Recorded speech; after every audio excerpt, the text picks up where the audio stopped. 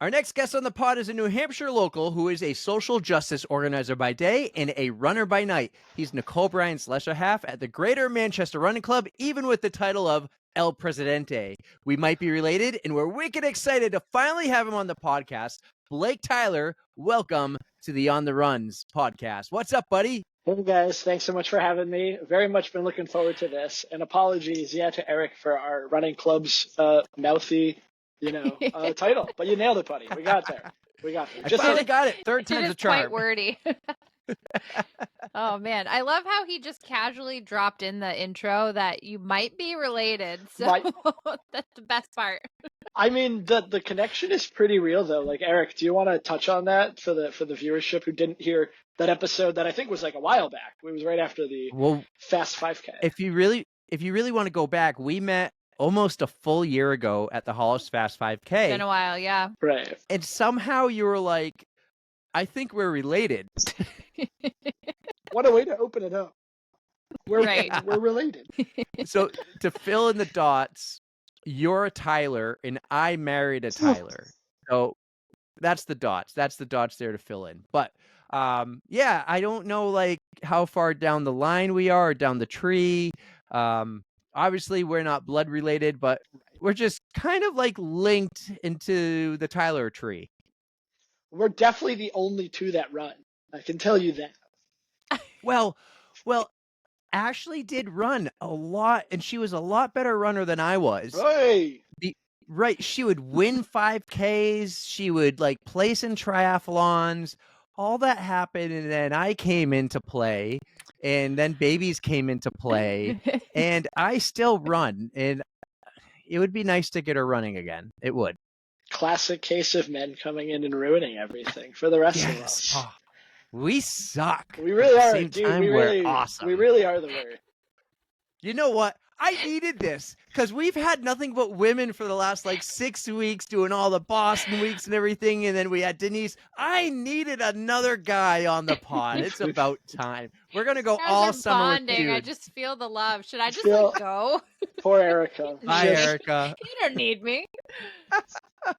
Amazing. Oh, buddy. No, it was kind of fun when we met because we walked by and you kind of stopped and looked at us and you went like, on the runs? Because if you remember that Hollis Fast 5K, it was a really like nice evening, but then it, as everyone finished, it just started to downpour. Just downpour. The whole cool down was in that downpour. It was a miserable place to be cooling down in, right? You're like, this is not the fives. Well, it did cool us down, that is for sure. Like it literally cooled us off.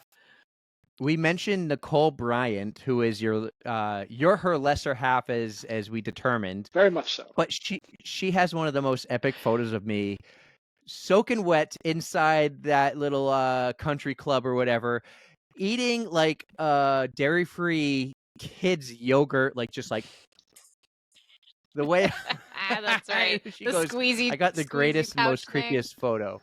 I remember this. You were staring right at her, but like you weren't he was staring but not looking, if that makes sense. Like just like eyes zoomed in and I wasn't looking at her eyes. Stare. Yeah. Yeah.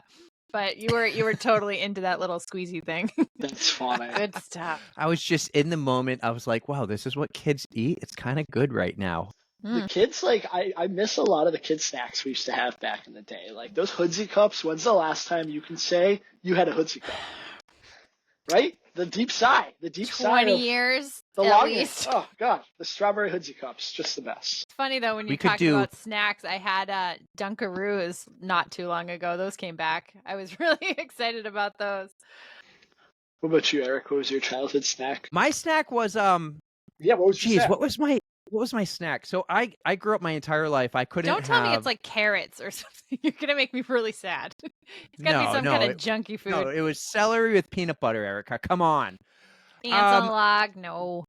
I could never have dairy, so I couldn't do chocolate, can't do ice cream, couldn't do cake, couldn't do anything with butter, right? I still can't. Basically. I'm allergic. I have EpiPens and I would die.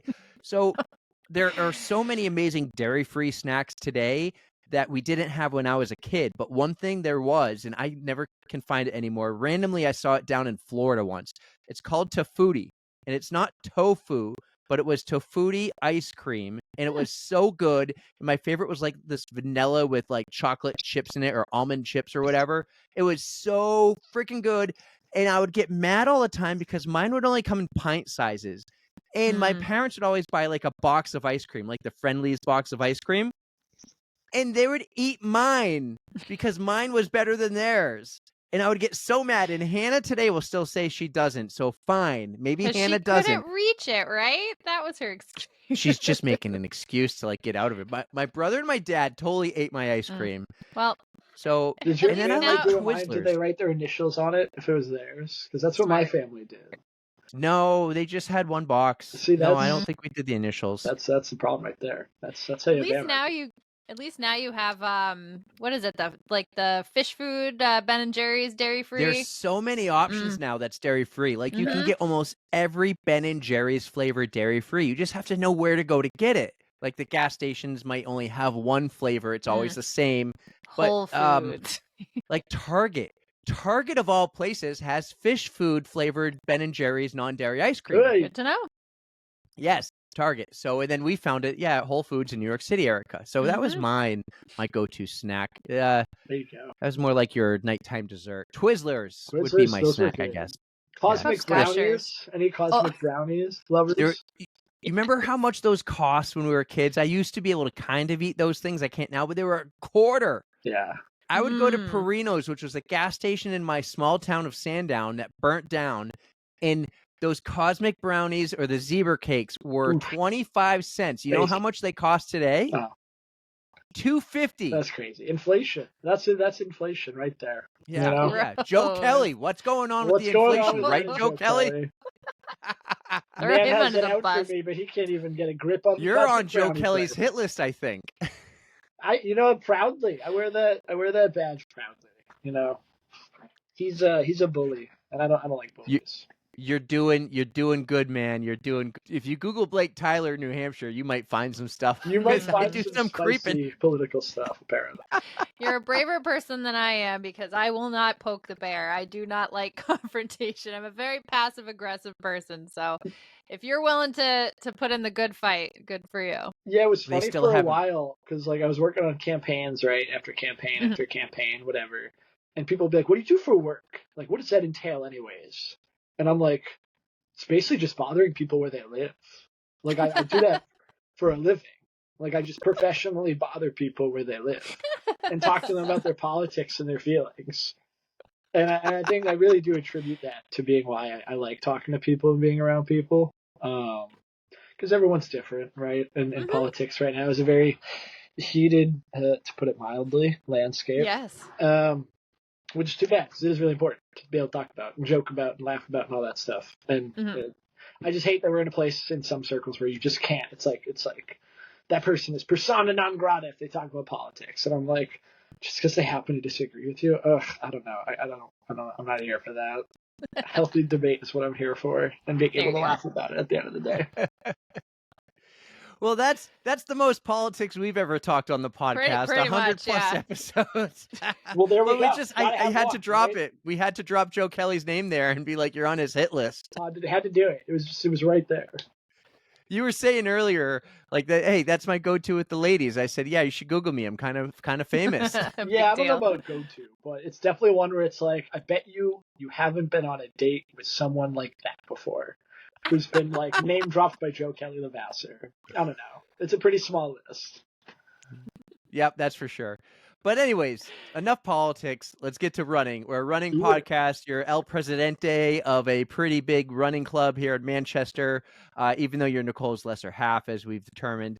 You've been around. You do a lot of cool things. You've worked at the Boston Marathon as a ambassador or a grand marshal for it. Like, you've done some really cool shit. So where do we start? Yeah. Who is Blake Tyler? You're from New Hampshire. Yes. Is this where you've been your entire life? My entire life so far, as Homer Simpson would say, right? Entire life so far. Yeah, I lived in Manchester. So I went to Manchester Central High School. I graduated in 2013. The same high school as Adam Sandler. For those of you that don't know, a little Manchester history. Adam Sandler went there. Yeah, and I actually did run back in the day, I guess, if I can say that. I'm turning 30, I could say back in the day, right? But You're younger than us, so you can get away with it. Maybe when you hit like mid-30s. Yeah, mid-30s at mid-30s crisis with a couple kids crying in the other room. Yeah. But you know, I ran cross country in middle school when I went to St. Casimir Middle School, which doesn't even exist anymore. It just doesn't exist. It's weird. But then I took a long break from running.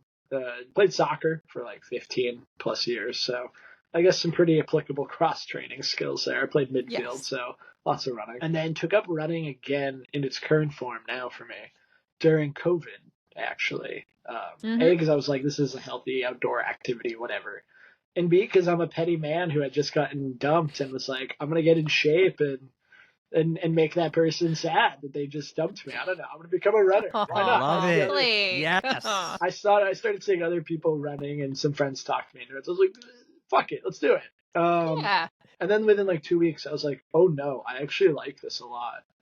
This is a problem. Yeah, because like when I really like something, I go all in. And that's what running has been for me since, obviously, going from what is running to president of as you said, a local running club. It's been hugely fun. And that's quite the leap. I think you're doing great. That's a great progression. I've loved it. Hey, back in middle school cross country, did you run that Dairyfield course that starts up the hill and then keeps going up the back of the ski hill, and then you go wicked fast down the hill, and then you have to finish uphill again? That course, we trained on it regularly, and it was until I moved to the apartment I live in now. It was the backdrop to my parents' house. Like, you know, everything in Manchester is local. It's all pretty tight knit, but that hill is quite literally 2 blocks from my parents' house, like 5 minutes that way. And so yeah, training wise, all the time on that. I absolutely hated it. And our coach back in middle school was this big, bulky Marine, or ex-Marine rather, named Mr. Hill. And I don't know where he would pop up from sometimes, but if you were caught walking at any time during a workout, a practice, whatever, you wouldn't even see him sometimes. You would just hear this voice bellowing, like, "Why are you walking?" And so it was just eventually it just like kind of got ingrained in your skull during your sleep. And you would wake up in the middle of the night, be like, I'm not walking. No. But it was really great because, you know, as a kid, you're kind of like, this sucks. Why is this big Marine doing this to me? Whatever. But it's kind of... His last name is Hill. Yeah, Hill. Could have been Mr. Hell for all we were concerned. But we, you know, now looking back on it, I'm grateful to have had that presence and that voice of like, you know, constant holding yourself to the best standard, right? I think it's really important, especially in the sport that we all love. It's really important. So that's good that he took he wasn't quite the scary guy that everybody thought he was at the time, but he was instilling some good values into you guys. So yeah, it took very like worthwhile. It literally took a decade to come to that realization, but we got there. A little bit more. It's because you grew up, you matured, you were able to recognize the lessons that he was teaching you very subtly, I suppose. Very subtly, yes. So COVID, anyways, how we feel about COVID, how long COVID took. They're always using before COVID and after COVID as these like colloquial, you know, terms or whatever. And I'm like, I don't remember anything before COVID because again, COVID feels like a million years ago. I had COVID at least twice, definitely once, maybe twice. Once was before the vaccines actually, so I had it for like a month, like no snap, really fatigued, and oddly enough, this was before I took up running. Now, like in its current form. I was gonna ask you, like, how did it impact your running? But if at least the first time was before, you wouldn't really know how it affected you. But it didn't impact me at all. I decided to become a runner after that. Yeah, it was just weird how that played out time wise. And then people always say after COVID. I'm like, well, depending on who you talk to, we're not after COVID. My mother is a nurse. My mother is a nurse. Would probably have some thoughts about that sentence. It's still sticking around, but maybe not as prevalent in the news, at least. Yeah, it's mild it out a bit. Yes, I'm just glad because like my first race, as an adult was during the COVID times, like the real deep COVID times. Yeah, and it was the seated 2-person, 2 at a time thing, and it was. So you must have started with the Millennium race, like a Millennium one, right? So astute observation. Good transition. Those were fun. I've done a few of those myself, but this leads me into the question: what did you start with for a distance? Were you just like easing your way in, or yeah? What'd you do? I was like, let's do a 5K. And because that seemed like a normal thing to do, right? Yes, I'm gonna get into running. 5K seems entry level. Like, let's do this. Mm-hmm.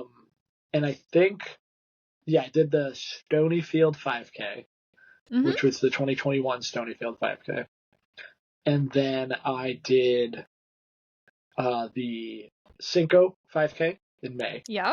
Also by Millennium, because I was like right for my birthday. And I was like, what a great way to do my birthday. Run. I always run on my birthday or around my birthday. Love it. And then I was training for a 10K, but I overdid it. So I got bursitis in my knees like really early on. No way. Because I was like, let's just do this. I had no clue. Yeah, there I am. Look at that. Look at that beast. That guy could eat me now. But you should see. I don't know if you dug up the archives for pre-running Blake. That Blake. Like when I use the term Fat Blake. Yeah, there you go. I'll show you Fat Blake. Keep going. Right there with Amy Klobuchar, actually. No, you go up. Go up. This is perfect. Up a little bit with Amy Klobuchar. Not that one. That is Fat Blake, but this is a better one. Right there. Oh my God. Yeah, that guy. Oh right my there. God. Right there he is. That's Fat Blake right there. That guy could eat this guy. You don't look fat. You just look different. Like you look very svelte now. But I very much felt like how I look there. Like I felt sluggish and big and tired. You know, clothes can do a lot to make you look slim if you do it right, but you can't hide it in your face. It's the face. It's the face. I get that a lot. Right. When I wasn't that a great birthday cake, by the way? Liverpool, great cake. I saw it was red, yeah. That is my birthday tradition every year. Other than running, I get a cheesecake with fresh raspberries. Ooh, that sounds amazing. Right? But Eric can't have any. Look at Eric sneaking in those likes. I appreciate you.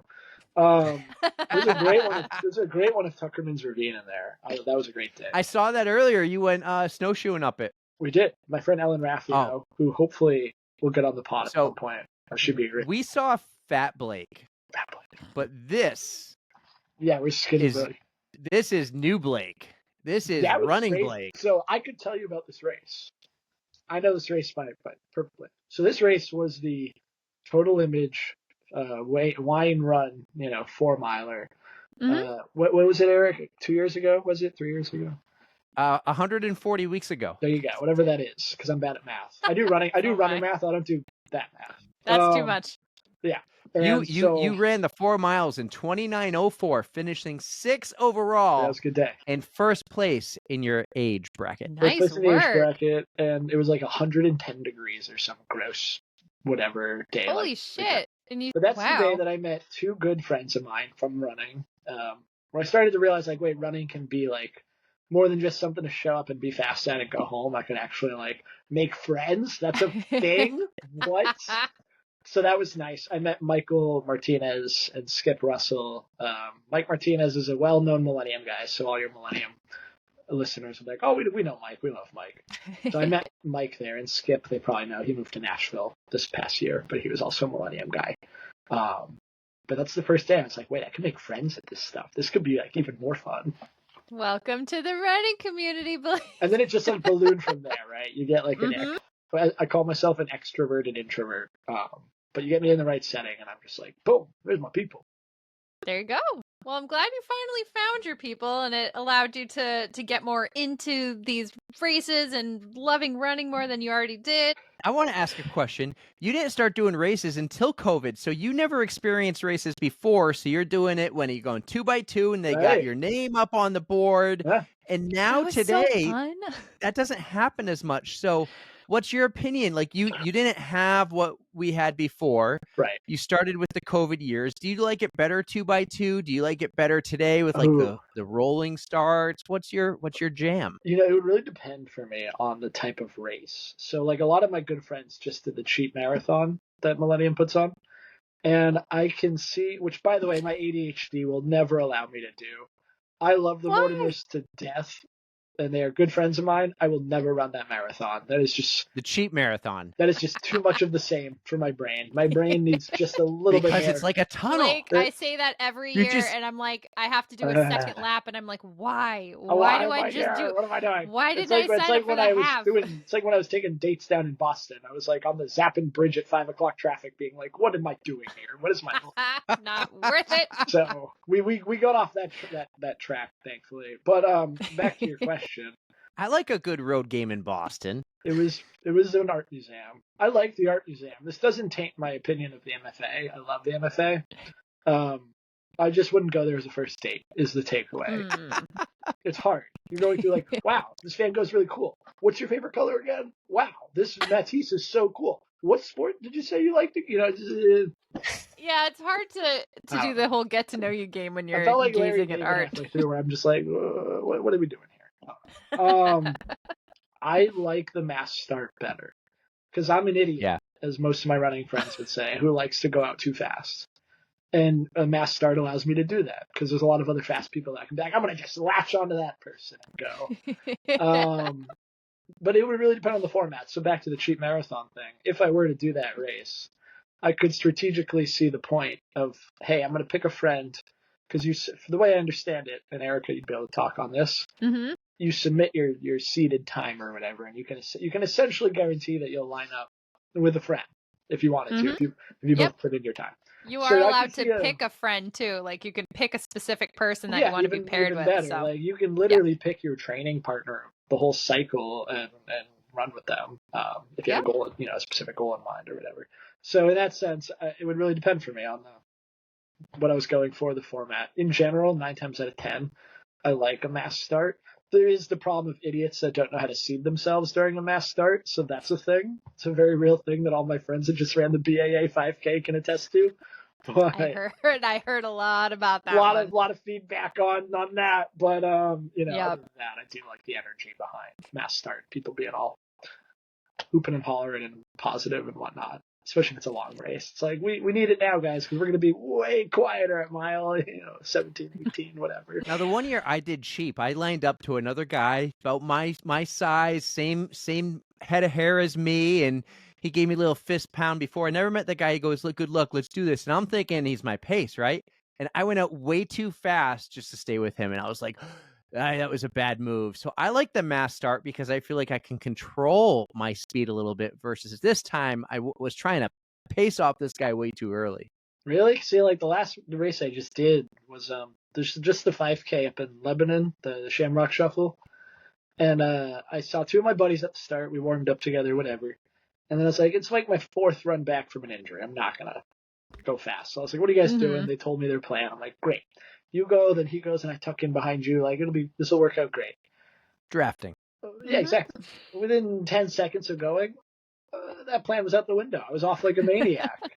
I do blame it on the fact that, like, someone I was dating at the time was in the crowd, so I was like, You gotta look good, right? I gotta be a little bit faster. Look at me! Gotta be a little bit faster. But honestly, I've never nailed the whole pacing thing, and whenever it's so bad, like you just get so caught up in like the beginning with all the people, and I mean, I could have the best pacing strategy ever, and it like you said, it just goes out the window because I get excited. I'm like, yay, I get to run now, and then you're like, oh no, it all goes downhill. I'm trying it at the Portland 10 miler this Sunday. I'm gonna run that for the first time, and I'm like, okay, first 5 miles, mid to low 8s, last 5 miles, drop it under 8, see what happens. I have a feeling like by mile 3, I'm gonna look down at my watch and be like, why am I doing a 7? Why am I like, what is happening? You should program your watch to beep at you if you go too fast or something, because I know you can do that, and it gets really annoying just hearing constant beeping from your watch. So something to think about. Some of those watch settings are fascinating. Like I run with a buddy who I love, and I will remain nameless on this pod because this is a little. No, you can tell me the name. I'll bleep it out. No, he won't bleep it out. He'll forget. It's just his watch will beep at every quarter mile. Oh, so when what? Yeah, his intervals are quarter mile. So when we're on a group run, he'll just beep, and I'm like, I don't know, it throws me off because I'm looking down. I'm like, we're at 0.5. Like, what? He's like, I got quarter mile intervals. I'm like, okay, why? But well, that might be good for me because my watch has been acting weird lately. and it will like turn off the first quarter mile. So if it doesn't beep early, I'll be like, something's wrong with my phone, my Whoa, watch. it did that again? It's done it like 5 times, Erica. Oh, that's so not it did good. it at the 20 miler. And it doesn't do it all the time for a run. We'll do it like on a hike or skiing, and I'll just look at it and be like, it turned off. I was going to say, I wonder if you have it set where it does like a warm up and then it resets for after that point, because I know you can program it to do different stuff, but I think it's pausing and saying, searching for GPS, continue yes or no, and I don't look at it, because a lot of this stuff my watch is covered with a ski jacket or with the long sleeve or something. So I don't know. I'm not that frustrated about it. But I wanted to say the 20 miler was the best start I've had in recent memory, because I ran with you. We ran in a little bit of a pack. We're a little bit behind. So it was like a warm up those first 2 miles, and then we just cruised to about mile 17.8 until I ran out of steam, and because I went too fast, and that's just my life. I was supposed to do that race. I was on my docket. But, where are you? Yeah, I was hurt. But he didn't show up because of the weather, Erica. That's true. I'm a fair weather runner, you know. No. Yeah, Erica was so nervous about the weather, and I said it's going to be beautiful, and it was. I actually will run in just about anything. I am the dumbest runner I know. I will run in anything. Well, you ran in a Spider-Man outfit. I've done that. And I age placed that day. That was a good day. Ooh. Even though I could not see out of that thing after the first. I don't think there's many other spiders out there, so you got first out of one. I saw that picture when you were scrolling through his Instagram, but I mean, it looked cool enough. That was a tough one. Because again, the eye sockets essentially just fog over from the inside after 0.2 of a mile. But I'm like, okay, I've lived in this city my whole life. I know this bridge like the back of my hand. I know the route. Like, let's do this. I got this. And we're so off the tracks here, but there's a video out there of a guy dressed as Spider-Man at a kid's birthday party, jumps in the pool, and he can't breathe. He starts drowning because all the water got stuck in the mask, and he couldn't get it off. And so other parents jump in and pull the mask off, and all the kids thought it was Spider-Man. And they were so can't take the mask off. He was like a paid actor to show up at the birthday party. Wow. I'd argue, though, that this past year's Halloween race, or last year's rather, because I did a Marine Corps marathon this past Halloween, so I was a little bit preoccupied this year. I was Patrick Bateman from American Psycho, and there was a great photo that Millennium got of me chasing this kid during the race. Kid has no clue I'm behind him, and he's just running along like da da da da, and I'm like full blown, blood splatter. Axe American Psycho, and it was. Please find that picture. Oh my god! I feel like it's got to be on the gram. Somehow, if it's not on the gram, I'm surprised. Did they tag you? No, it's my photo. I think it was on. Oh, I thought you said it was on Millennium's. Millennium might have taken it. It might be mine. For a while, I tried using it on the dating apps because I was like, "This photo's hilarious." Oh, I want to hear some dating stories. Did this that is work? great. Because if I saw they didn't let me. That's why I said I tried. Tried was the operative word. They didn't let me. Okay. Because if I were a woman being like, this guy's the psycho, I can't do it. I thought it was a witty I gotta give you credit for the humor behind that. That is pretty funny. Yeah, I got to, I take Halloween very seriously. It's my second favorite holiday, and it's the one that's definitely the most ripe for, meme culture and really leaning into that, which I love. My friends know me. I love that. So I'm torn between 2 different costumes this year, so we'll see what I go with. But so you're already planning your yes. Halloween. Oh yes. And it's only April right now. Okay. I'm very I'm excited. You're hyping it up, so it better be good. One of them involves like 10 other friends being part of like an entourage for it. But I think if I sold the idea to them correctly, they would do it. I don't think the photo's there of you chasing down some kid, unless it's like one of those. It's on my Facebook. I'll have to dig it up on my Facebook and send it. Yeah, you send it to me. I'll post it. I think it's a great photo. I see our friend Yuki's in a ton of photos with you though. That's because I said Yuki is a dear friend. Met her again when I was like, wow, I can make friends from running. Amazing. What an idea. And I met Yuki at some Millennium event, and I really wish I remember which one, because I would have been like, wow, this lady is really dressed up. Okay. Wait, she runs fast in that outfit. How? Okay. Really fast. Yeah, it's crazy. it's very recently that I started to finally, we call it a BY in the Millennium Crew, beat Yuki, which we don't. Whoa, that's cool. And I won't name who came up with it because he'll be sleeping on the couch. But I guess by that sentence, I just said who came up with it. I bet he has a great name. I bet he's got a and he great spells name. it the right way with the C. I bet it might even rhyme with yours. I don't know. Yeah. But definitely the lesser half. Even though I love them both. But yeah, diehard Bruins fan too, by the way. I bet he's a big Bruins fan. I bet he is. A rumor has it. But yeah, met her at a Millennium event, and she's just the most joyful runner I think I've ever met in my life, and just so infectious with that energy. And she makes it fun. She reminds us like why we're all there, right? Like why we're all doing this. It's fun.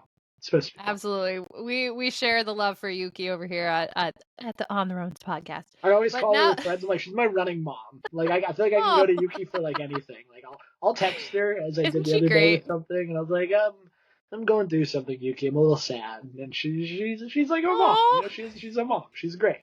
I love it.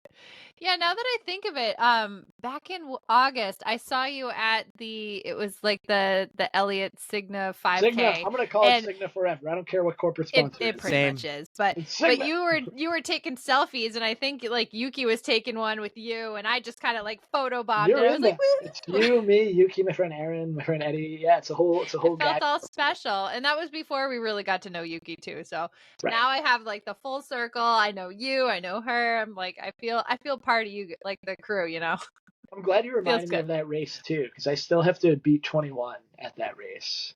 So my mother is a story that goes back a very long time. My mother was a runner. Michelle. So I'm Michelle. Yeah. I was not the first runner in the family. My mother was a runner, and she did a 21-minute flat Cigna 5K after having 2 kids, my older sister and I. And she has never let me live it down until I beat 21 at the Turkey Trot this past Thanksgiving, and then again at the Lebanon Shamrock. But not the Cigna Elliott. You haven't beaten her at Cigna. I've not done it at the race she did it at. So that is on the docket this year of like just needing to do that.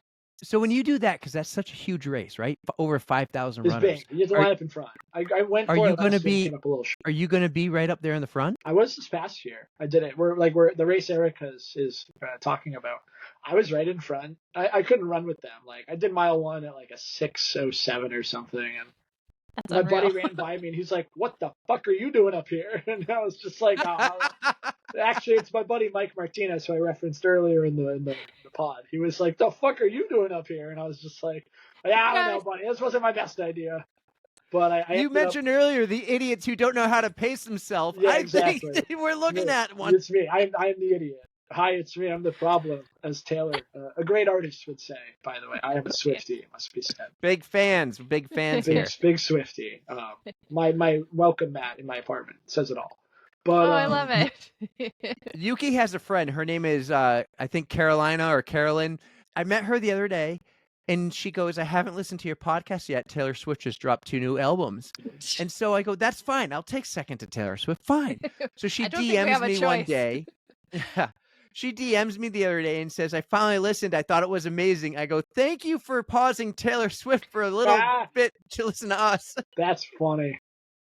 They are pretty good. I hope you've listened to them by now. They are very good. I cannot confirm or deny. Oh, I've listened to it's okay to be wrong. It's okay to be wrong. If Ali G puts it in my Spotify blend, then I'll hear a song. Yeah. You're gonna have to get rid of some Bluey. Bluey's awesome. Damn, Bluey got him. Dance mode. Taylor Bluey. Yeah, I'm like, oh, that's tough, man. I saw the Taylor movie in theaters. Great time. Really great time. Not gonna lie, I would totally watch that. I really want to. I gotta just like pay for a month of Disney Plus. Not gonna lie, I would totally go to a Taylor Swift concert. I would also go to a Taylor Swift concert. Right? But like, I just did a concert where I drove there and back in the same day, and that was crazy and stupid, and I loved every second. Where'd you went to see her? No, I wish. I like my kidneys. I can't sell them, unfortunately. But I went to see Noah Kahan. Do you guys know Noah Kahan? I do. The man of the sticks season himself. My favorite artist. I think he's great. Also, like, he's got the whole New Hampshire Vermont connection, so like that part's pretty cool. And I went to see him for the 3rd time in Quebec City. You went to Quebec City? That is a long trip. It's literally insane. So day trip? How I even got there is insane. I was in Maine, and then my friend and I, her car broke down, so we had to spend an extra night at her parents' place in Maine, whatever. And the next morning, we finally get the car kind of fixed, kind of not. It's definitely still a problem. We can't go over like 50, 45 miles an hour or whatever. No. But she's like, I'm getting you to that concert because my passport was back in Manchester. It wasn't like I could just go from Maine to whatever.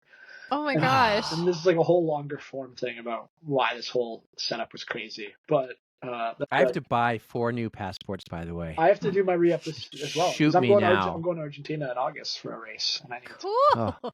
But that's a whole other... I really want to hear it. I'm writing it down. Argentina. So then I finally get back to Manchester at like 12:30 in the afternoon, shower real quick, unpack, throw my shit on the floor, and grab my passport. I leave at like 1:30 to get up to Quebec for a concert where the doors opened at like 6 or something. And I was in the pit, by the way, and I like wanted to be like, in a pretty good pit spot. Yeah. It's very competitive when they open up the pit. It's like, rush, right? Get in there. Yeah.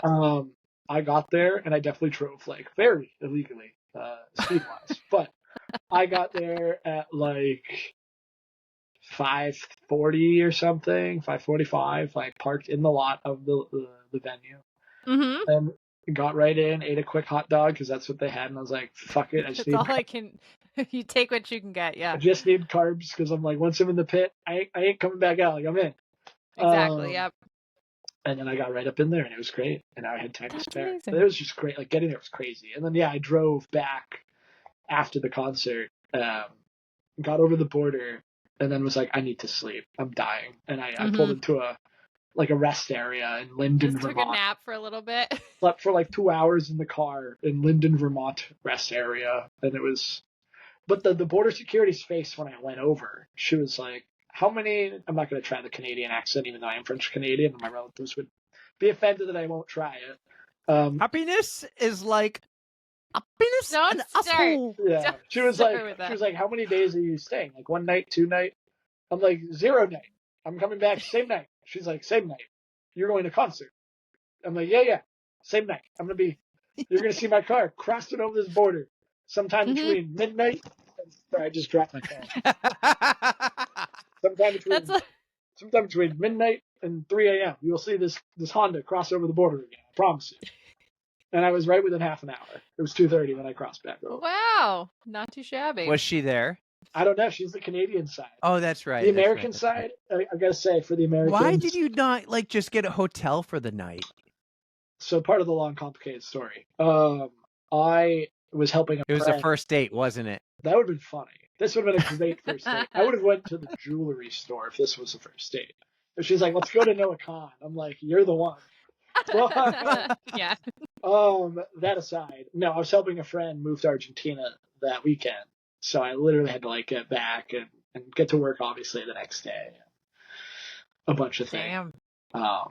And get the person to Argentina that weekend. Like 2 days, like literally 48 hours after that. I went to Boston for dinner that same night. Like I got back on Thursday and then went to Boston for dinner. So it was just insane. It was just crazy. Yeah. You are a busy man. I know. One of my friends calls me Energizing Man. She's from Thailand and she's like, you are Energizing Man. I'm like, thank you. That might be the sweetest thing someone's ever said to me. Oh man. It reminds me of my friend Danielle who just in college she used to get probably a solid 2 hours of sleep and could function. And I'm like, I don't know how you do that. I needed 10 hours of sleep in college. If I don't get 8 hours now, I'm useless. Yeah, the whole sleep thing, right? Like I noticed when I was a drinking man that I could do less sleep and be a runner and active and actually be okay, which is probably the opposite was probably true. It was probably terrible. But I noticed now that I don't drink, I can't hang after midnight or something. Like my brain is just it's time for bed, time for that. Yeah.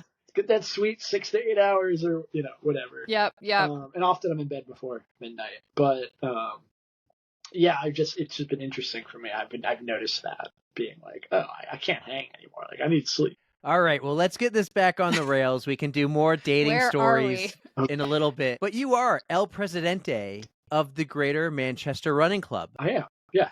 How did that happen? Tell us everything about GMRC. Yeah, no, way to nail the acronym there, because it can be weird with lettering and all. I had to think about it. I gotta really shout out my friend Muriel Saliba. I don't know if you guys know Muriel at all. Maybe you've met her at races. So. She's amazing. Triathlete beast, and has just been around for a long while in the athletic sporting world here. And so she reached out to me because I had been going to like track workouts and being part of the club, and knew Tim Huffman and a couple of the other, faces there, like James Porter when he lived here, and Mike Craig, Joyce Craig's husband, and some of the other faces and names of GMRC I knew. Just dropping names here. Just dropping names. I'm a Rolodex of names. They're all good people. They're all reasons why I joined the club, honestly. Cause it's like, oh, your friends are part of the club. Like, that makes it easy. And then, I was going to the club, and Muriel came up to me one day, and she's like, I think it'll be great when, every 2 years the board gets put up for re-election, and anyone can run. There's no term limits, and you can have 80 people running for president if you wanted to. Mm-hmm. It's a very open social structure that way. She's like, I think it'd be great if you put your name in. I think we need young blood and new ideas, and just kind of a revolution, just like a freshening up of things. And she's like, I'll stay on the board. She was on the board as well. And I was like, absolutely. So the last thing I want to do is commit to something without having, like, either A, knowing what I'm doing, or B, right, feeling like being thrown to the wolves. And then, like, if it goes bad, it's like, well, I told you I didn't know what I was doing. Like, yeah. Like, we tried to warn you. But thankfully I approached Nicole, who I was friends with through running as well. And sorry, it's 9:35, and every time at 9:35, these two cars on my street, the alarms go off inexplicably for no reason. And really? This moment in time, because it's 9:35. I wish I could hear it. You really don't. I know, I didn't notice either, but way too often. You really instantly don't. I'm thinking Dane Cook. Hello? I'm a car. Oil is my blood. Backseat. Trunk space. That's what it feels like sometimes. Hello? Let's go for a ride? That's what it feels like sometimes. My life is just a Dane Cook stand-up, honestly. And they don't speak English that well, I guess, because my neighbors have tried to go talk to them, and I don't know, just a language barrier, and it's too bad. I hope nobody's like harassing them, because it's just a language barrier. It's not their fault. But anyways, they finally. GMRC, right? Yeah, you met so Nicole. Then I asked Nicole. I was like, Nicole, would you mind being vice president, like running with me as like a joint, ticket, like being a partner in crime here? She was like, absolutely, would love to do that. Which Tyler Bryant made me for GMRC. It's quite the ticket. It's quite the ticket. Yeah, it does have a good ring to it. She's definitely the heart of the show for sure. Without Nicole, the club is a disaster. But anyways, the board is great. It's me, Nicole, Pete Madden, Nari, and Muriel. Yeah, they've been around since like the 70s or 80s as the Athletic Alliance Running Club, or AARC, and then they rebranded to Greater Manchester. I think that I have to go way back now, but was Mike Beeman like one of the founders of this club, or in this club a long time ago? I thought he was part of it. I feel like that is the club. It had a different name, and he said it became the Greater Manchester Running Club. I feel like that was Mike Beeman. Like Athletic Alliance something club, yeah, like running club, I think. And we're talking the 70s. Yeah, again, way predating me, right? In my time in GMRC. But what's funny about, a full circle moment that I had this past year as president in a really great way was we call them the kid fun runs on the track during the July. So keep tuned. We'll put info about that soon. But it's just a great way for kids of all ages from like. I even had a note about it. Yeah, nice. Exactly. So, I have kids. Yeah, you got kids. See, you're probably happy. You and Ashley are happy that night when your kids come home and they're just that little bit more tuckered out. That's just that much less work for y'all to do. You're welcome. And like right now, I continuously see the light to the room turn on. I'm like, why is the light on? GMRC why is the light on? That's why I've disappeared 3 times. Little did you know, we also provide childcare on top of the running. It's just burning their energy. Whoa. So this is great. Wait, are you serious? So then this full circle moment happens this past year during the fun runs, because when I was downsizing and moving into my apartment and getting rid of things and whatever, I found this box in my parents' attic. of old running memorabilia when I was a child. And I had done the kid fun runs with GMRC as a kid and gotten some of the ribbons. No way. So I found some of the ribbons and I brought them to the kid fun runs with the board. And I was like, guys, look what I found. I found one of my ribbons from the fun runs. We've come full circle here. That's awesome. But so that was really nice. And then just seeing the kiddos, doing it, it's like, wow, I was one of those kids, and just passing on the happiness of running.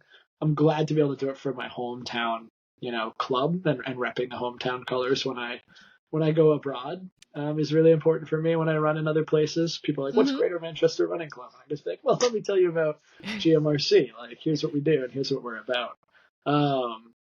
So I was really happy for somebody when they asked me to do that. Yeah, and I ran unopposed, thankfully, because I do work in politics and I am pretty competitive, and I would have ran a pretty vigorous.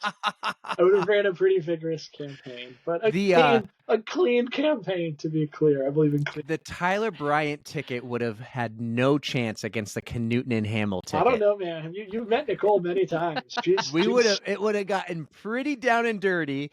You and Erica probably would have been like, I call people like Nicole small but mighty. She's just mighty. Like I just call her small. She's your coach. He's taking that tactic. That should just tell you Eric's going the smear campaign kind of way. You guys, you guys are the clean ones. He's the smear campaigner. I'll turn into Joe Kelly, and I will just And no, I'm kidding. I would never. I would never. I would absolutely never. That would be a good Halloween costume for you. Be Joe Kelly. I was thinking Mr. Clean. There you go.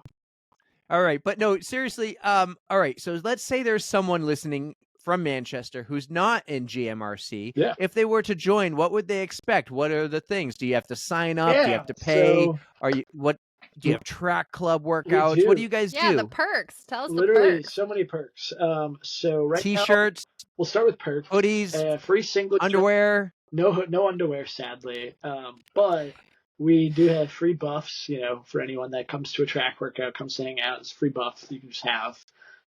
We're getting new singlets in. There was a lot of talk about redesigning because the fit currently is. It's not the greatest fit. I usually wear a medium for my singlets, and I've had to wear a large for this one. The medium was hugging me in all the wrong ways, and that's with being a pretty active runner. I don't wear singlets because of that. But as far as stuff to do, I know the feeling. The workouts are Saturday morning. There's a group run, like a long run, usually from the Fit Lab parking lot in Manchester. Sometimes from the parking lot over at the CVS on Rite Aid, Mammoth Road there. By the rail trail, we just kind of pick up the rail trail from there. So that's down the road from me. 7 a.m. Saturday, and then on the spring summer schedule, we got our 5:30 a.m. and p.m. Track workouts at Livingston Park in Manchester, right there by the pond. Anyone can show up. Anyone can join for that and just hop in and run with us. And that's all. You don't have to be a member. Don't be a member. All paces welcome. The Facebook page, there's like a few like random questions in there that someone who made the page a million years ago put in, but you can just say yes to all that for all I care. And we approve everyone. Like, it's me and Nicole as the two admins, and Muriel, like, we approve everyone on the page. It's a very open social page for everyone. We are working on a Venmo system to update and, enhance our payment, how we do that. Usually, so right now dues are waived and we're just like, people can just show up to stuff until that gets handled. But usually it is $30 a year for an individual. $35 covers a whole house. So let's say Eric and the whole family wanted to be members of GMRC. All you have to do is pay $35 and the whole house is covered and considered members. And, people that are considered members, you get, there's a great picture of us, our website. People that are considered members get a host of discounts at Runner's Alley. You get discounts at local breweries such as Stark Brewing. And whatever the new burger place on Elm Street is, because we did have a Bond Brewing and Barbecue discount, and now it's rebranded into Bad Burger, I think is what it's called. Really? My office is right next to it. I still don't know what it's called. We do get a Humble Warrior discount. There you go, the whole discount section. That's cool. And dry needling as well. And we gotta try that. It works. I do actually want to try. It painfully works. Like my buddy Ben, it works.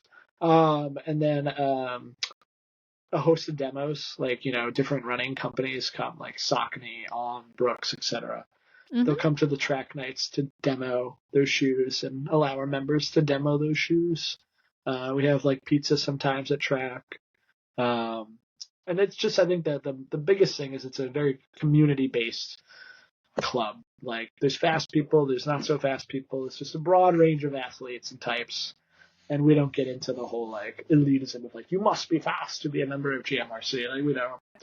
I'm not fast. People are like, you're so fast, look at your times. And I'm like, do you see the people I run with? I'm really not, though. Like, fast is a relative. I've come to find out. You run with us, you'll feel fast. Fast is relative in the running world, in my opinion. Yeah. So if you show up to one of your track workouts or your long runs, are you always going to have somebody to run with, like, or I mean, how does it skew? Like, the long run, it gets a bit tougher because the regular, I'd say the regular core that shows up to the to like the long run is a pretty similarly paced crew. Yeah. That said, I would tell someone, if you're interested in coming to a long run, and you tell me your time in advance that you're looking for, like your pacing, we will proactively put it out there. Be like, hey guys, like, next long run coming up this weekend, who's running this pace? Awesome. Right. We'll be pretty proactive because, nobody should run alone unless they like walk you off. Especially if you're going to try like a new thing and you're a little unsure and it would be better to run with somebody. But so that is awesome that you guys will actually actively look for somebody. We're very active about that. Oftentimes, that's great. If it works out, and I will be honest, I've tried pacing slower sometimes. I don't know if it's a different gait for me or what, or I don't know. I can't. I have not mastered it yet. I tried it once for a friend. I tried it once at a race, and it didn't go well for me. And because I've often been like, I'll run with anybody, anytime, anywhere. Like, I don't care pace. So if there's somebody new who's like, I need 3 miles just to get to know someone, like, I got you. That's the presidential duties. Well, that's a pretty nice. Club. That's a nice presidential duty. I don't actually do any work. I'm just the face. Nicole does all the work. Like, everyone knows this. So you're doing a good job at delegating responsibilities to others. One could say I organize myself out of the job. No, I do things, but she's the nuts and bolts. Like, she makes things. So do you have a term? And like, will she become president after? Because I've been on the board of the New Hampshire Ice Hockey Officials Association, blah, blah, blah, blah, blah. And everyone has terms. So like, you would be second VP for 2 years, VP for 2, then you're president for 2. Yeah. And you do all the board meetings. We have all our executive board meetings. Do you have those kind of like behind the scenes meetings with everyone on the board? Are there terms? And will Nicole be the president, or does she have to run for it in a couple years against Hamill and yeah, exactly. Not taking anybody's spot. Yuki would be amazing. She lives out in Mont Vernon, unfortunately. Yeah, that's right. But beautiful area. So I've been told. Been meaning to run with her out there. It's hilly, I hear. So let's try to answer your question in segments here.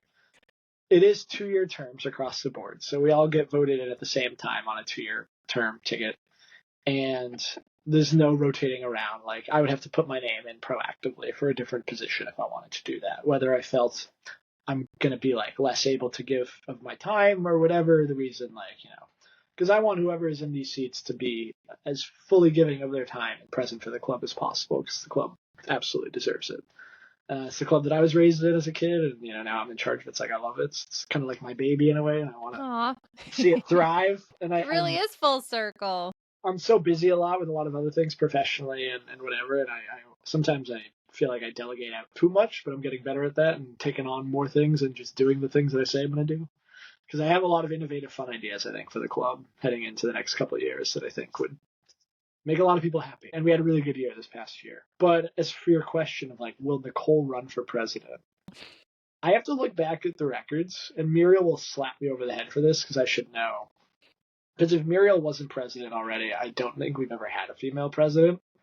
And I'm all about shattering glass ceilings, so I was just going to say that. I would happily step aside to make sure Nicole was the first female president of Greater Manchester Running Club. Not only because she can do the damn job, she's like Nicole Bryan. For all of us that are lucky enough to know her, obviously. We know this. Mm-hmm. For all the short jokes, she's pretty awesome. She's very awesome. Very For awesome. putting up with your shit, she's awesome. Shit all the time. It's like we are the ultimate sibling dynamic of giving each other shit just like all the time. And she loves the club. Absolutely loves the club. I got some serious goals coming up that could actually kill me. So yeah, like should we get into some of that? Hear about what you got coming up? I'm excited. I mean, it's good fodder for the pod. So you dropped Argentina. So let's just start there because I'm very curious about what you have going on in Argentina.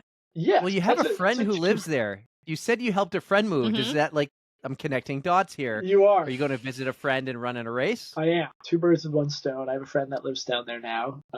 She just moved there, as you know. I can just drop her off there.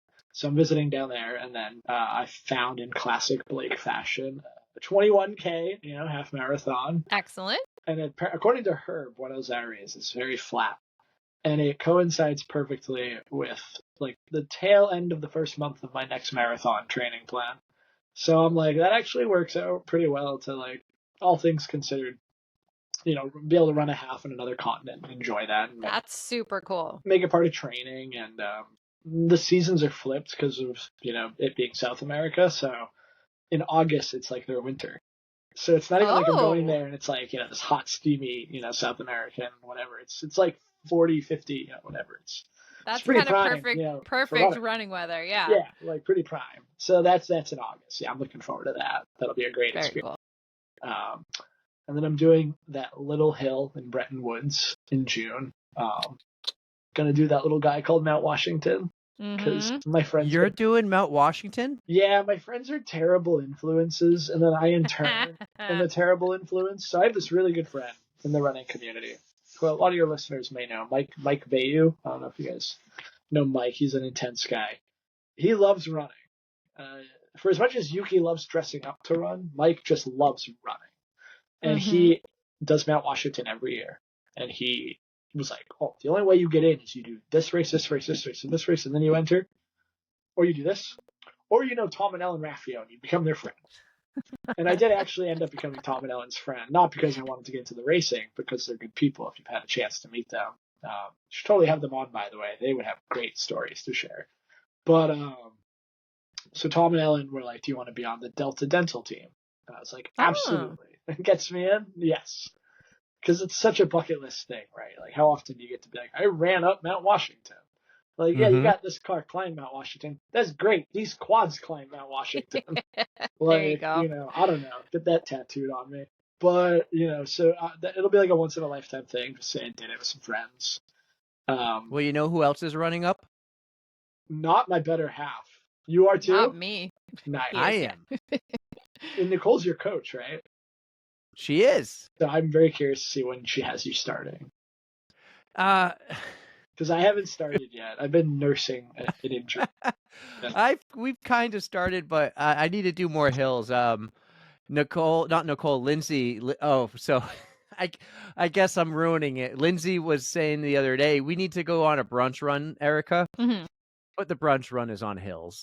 Nice. The hills are the brunch. I eat hills for breakfast, yeah. Yeah, the hills are brunch. I am running up. I did the lottery and I was like, maybe I'll get in, maybe I won't. And I got in and I was like, okay, cool. So I need to correct you though. It's not in Bretton Woods. Bretton Woods is on the complete other side of Mount Washington. That's a bad move on my part. Yeah, this is Pinkham Notch, man. Yeah. And I am so excited because I have hiked Mount Washington multiple times. I have skied Mount Washington multiple times. I've of course driven up it. I want to run up it now. I'm going to get to do that. I want to bike up it. And I've actually 12 years now, I've hiked up the auto road while pulling a handicapped person up the mountain for charity. So Mount Washington is like my spot, and I am really excited to run up this mountain. No matter how fast or slow I do it.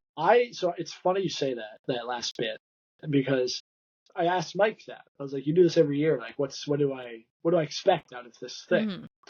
He's like, well, it's by and large, right, with a huge asterisk next to it, it's your half marathon time plus like 10 minutes, I think is what he said. And I was like, okay, so like a 145, 150, which would be great. I'm like, the stretch goal on this thing, if there is to be a goal, is like break 2 hours going up.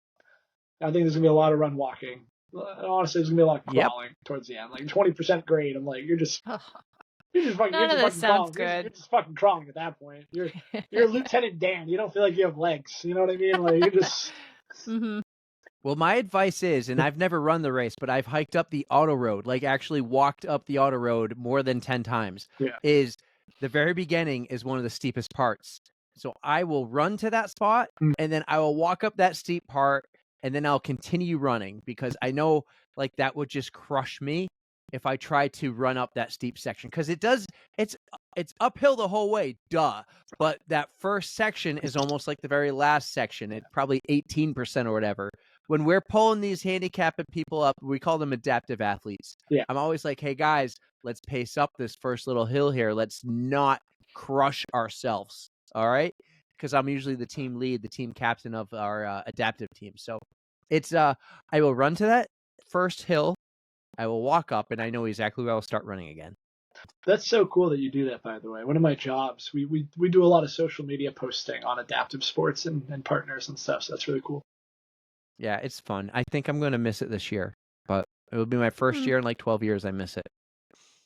Cheerleading camp got in the way.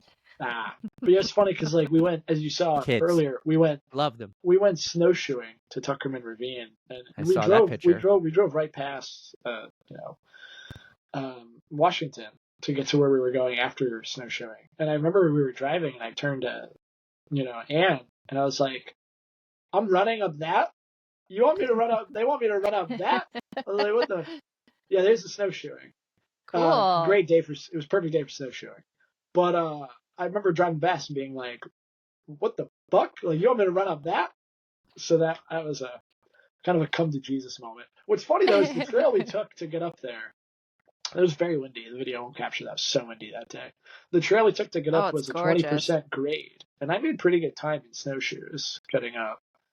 So I was like, guys, I texted the group chat for Washington. I was like, I feel really good. They're like, you went snowshoeing. Stop. Like, nothing's happened yet. I was like, that's fair. But yeah, I need to get snowshoeing more often. I had borrowed those actually from Ellen Raffio. So, what's cool is I've skied that. Oh, really? Tux? Yep, a couple times. We were watching people come down. I was like, no way. She had a couple friends that it's not that bad that day, but I was steep, like, no way. But steep. I don't ski. I'm gonna try next winter. I've promised myself next winter I will give skiing it's the best. Yeah, it'd be a good little break. Some, cross it's awesome. training, right? I love it. Yeah. I just don't want to get hurt doing something I don't know how to do. Whereas like running, I know I'm gonna get hurt doing it, but at least I know what I'm doing. I expect the hurt there, and it's fine. Yep. But yeah, so anyhow, I don't know. Skiing, I'll try. But Washington's one of the big ones this year. And then I'm pretty excited, dude. So that'll be fun. Like we'll have to. What's your game plan? Are you going up? When are you going up? We got an where Airbnb. You staying? Yeah, the guys and I got an Airbnb, and my mom was like, "Oh, are you gonna come back the next night, like the night of the race, like after the race?" Because my baby sister is graduating high school, so she'll be the senior right now at Central. We're graduating high school.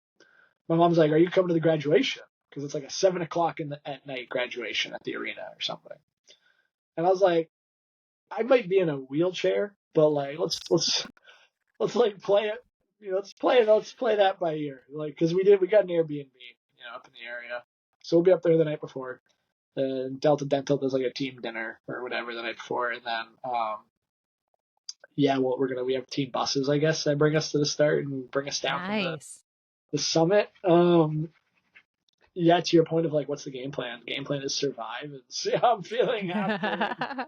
Feel like I ran. That's the best you can do. Just enjoy yourself. Hopefully you get some views. Yeah. I'm not getting my head about it because I'm like. Hopefully we have perfect weather or just great weather, as I like to call it. Great weather. Yeah. It could be great, sunny and beautiful, or it could be great, like 200-mile-an-hour winds. No matter what, it's going to be great. I just like the one thing you hope for with a race like this, and you throw all expectations out because you've never done a race like this, and it's not meant for time; it's meant for memory. Is that you really hope we don't have that one year where they cut it off halfway up because of the weather? Yeah, that is the only thing I hope for. Is that the one year I'm like committed to actually like doing this, and I've mentally talked to myself into like being stupid enough to do it.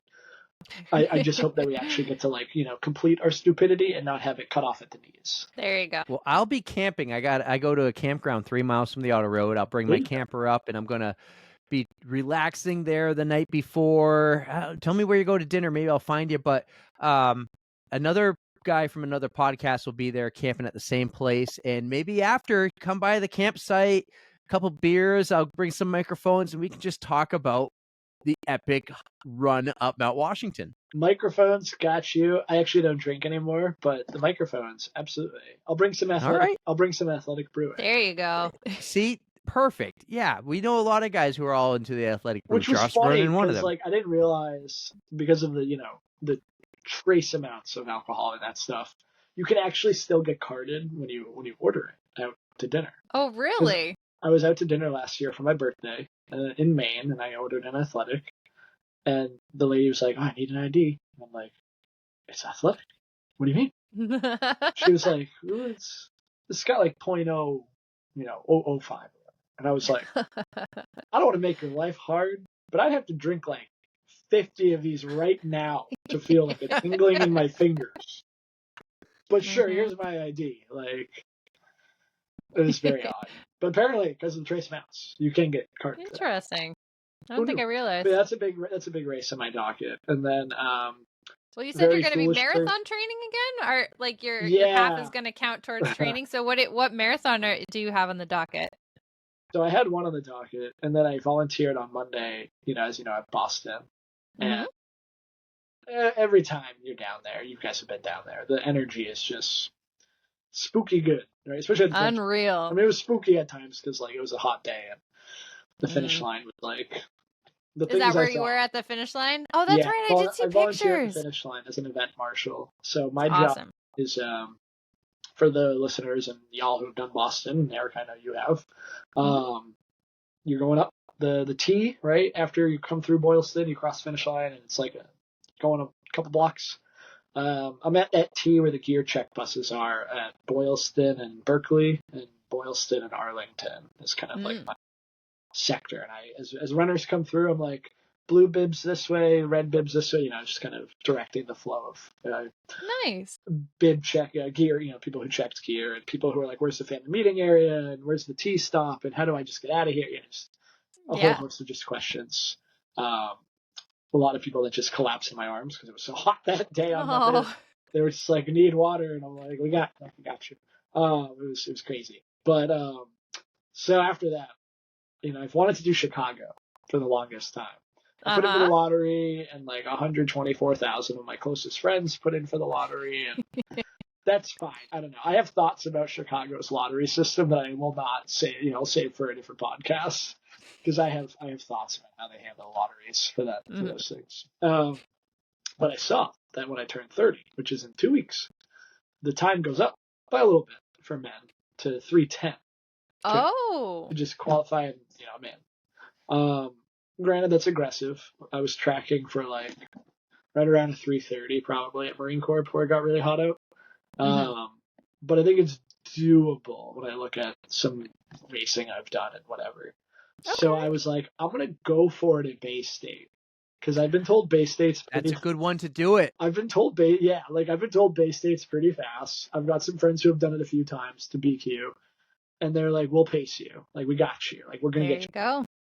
So 3:10 is it's 7:15 pace, 7:10. It's really fast.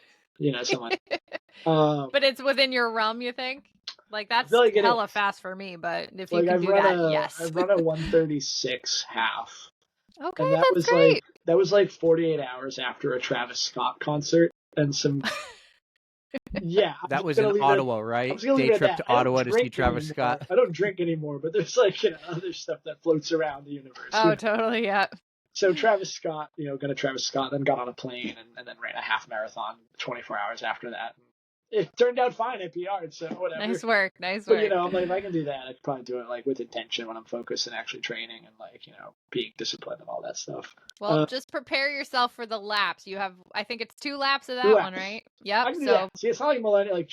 It's like 4, whatever. You see someone. No, cheap is 2. Cheap is 2. But like when I'm handing off fuel to friends, like I did last year, cheap, you see them 4 times, and I'm like, see, I can't see the same. Yes. Yeah, yeah. I can't see the same face 4 times. I'll go crazy.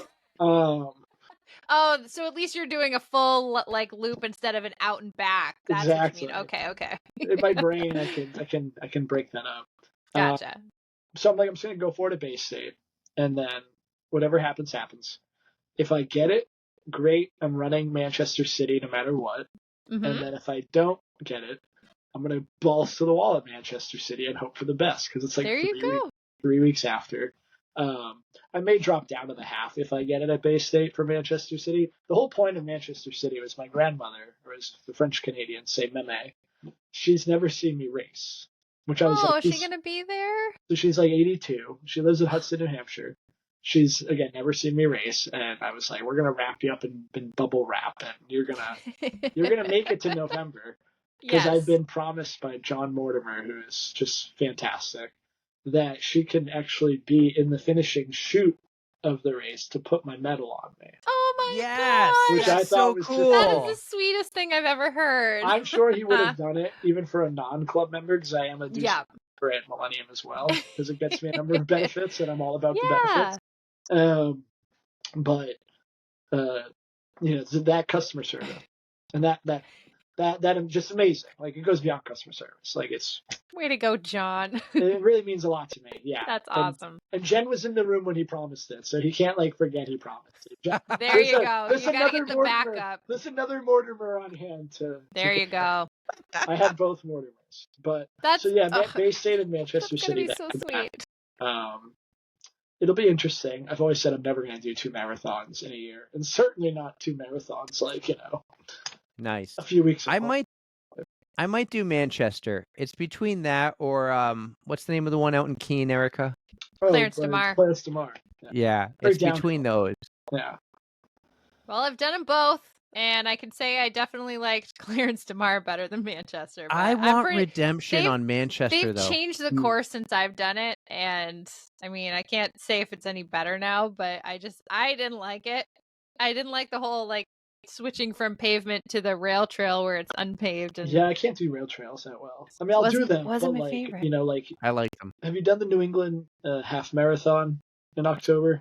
That one in Concord. Yeah, the one starts at the farm and that one little tiny piece. Yeah, so it's a great race for 10 miles because you're downhill. Like who doesn't love it? And then you go up the little hospital hill, which after all that downhill, even a little that is a big hill. That hill feels like a hill. And then you transition into this rail trail, which could or could not be clean and maintained, whatever. And it's just you really lose time out there. I think the fast guys are fast and they figured it out, but I lose time every time out on that section of the I can definitely attest to that. That was tricky, and I don't think I knew about it beforehand, and I just kind of came across it and was kind of floored. I was like, what is this? And I was wearing the Nike Vaporflies, and those don't have good tread, and I'm slipping all over the rocks, and it's kind of a shit show. But I mean, the race is still great. Had a good time, but it throws a little wrench in your plan. It's funny how you describe that, the shit show, and it was a great time though, because I described my first marathon like that when I did Marine Corps, where it just kind of fell apart in every way that was your hey, first. Blake? Yes, sir. Spare no details. Oh, it was brutal. Yeah, I won't hold back. Dude, it was a fucking bloodbath out there. So that was my first marathon because I was running for a while, right? I had been running at that point for a year and a half, doing half marathons, being pretty fast, whatever. And I've seen all my friends doing marathons, and I'm like, I feel like I've just got to scratch the itch at some point. Just do the thing. And I had other friends being like, you can totally do it. You can just do it right now. You don't have to train. Just do it. You're really good at running. I'm like, well, no, I'm going to train. I'm not that stupid. Yeah, okay. I was like, But, they were like, you've done a half. You can do a full. And I'm like, I get where they're coming with that mindset of you can just progressively gaslight the body into doing some really crazy shit. That's all running is. Oh, I like how you worded that. You gaslight the body into it. Running is just gaslighting the body into doing some insane shit at the end of the day. That's what we do. But so finally I was like, I'm going to do a marathon. And I was like looking around, and I knew the majors obviously were there, but they're harder to get into for obvious reasons. And then I was like, Marine Corps. That seems like a pretty big major marathon that's well known. It'll be well run, like operationally speaking. And some pretty famous people have run it. And my grandfather was an Army guy, admittedly, but the Army doesn't have a marathon, so that's not my fault. But I joked with some members of the family who are Army, and I was like, I know, guys, it's the Marines, but they're the only ones with a 26.2, so they understood. They forgave me for that one. What year was this? This was this past one. This was 2023. The Marine Corps.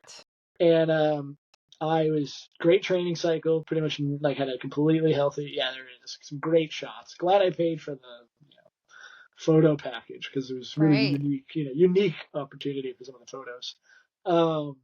Hot as balls, like end of October. If you zoom in on one of them, not that one. I'm not zooming in. No, there's one of them though. If you zoom in, that you can actually see the bloody nipples, which we'll get to.